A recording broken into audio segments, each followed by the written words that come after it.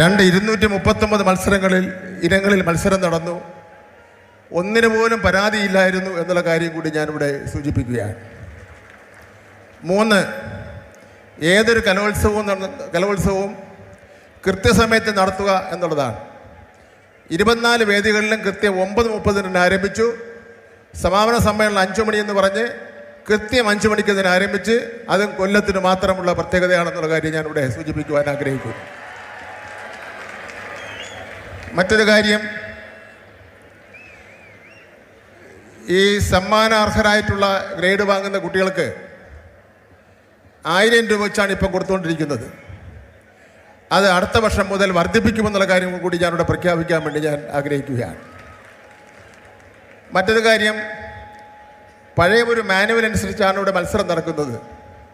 മാനുവലിൻ്റെ പരിഷ്കാരം നടത്തുകയും പുതിയ മാനുവൽ അനുസരിച്ചായിരിക്കും അടുത്ത വർഷം മത്സരം നടക്കുന്നെന്നുള്ള കാര്യം കൂടി ഞാനിവിടെ പറയുവാൻ വേണ്ടി ഞാൻ ആഗ്രഹിക്കുകയാണ്. ഇവിടെ ഒരു ചെറിയൊരു കാര്യം കൂടി, 62ാമത് സംസ്ഥാന സ്കൂൾ കലോത്സവത്തിൽ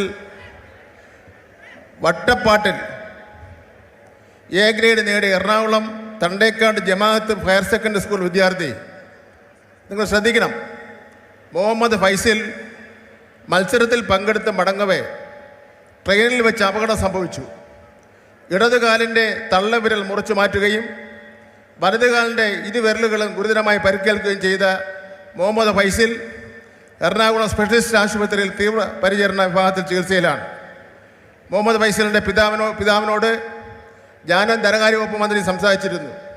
അദ്ദേഹത്തിൻ്റെ ആ വിദ്യാർത്ഥിയുടെ ചികിത്സയ്ക്ക് വേണ്ടി പൊതുവിദ്യാഭ്യാസ വകുപ്പ് 50,000 രൂപ അനുവദിച്ചാൽ ഞാനിവിടെ പ്രഖ്യാപിക്കാൻ വേണ്ടി ഞാൻ ആഗ്രഹിക്കുകയാണ്.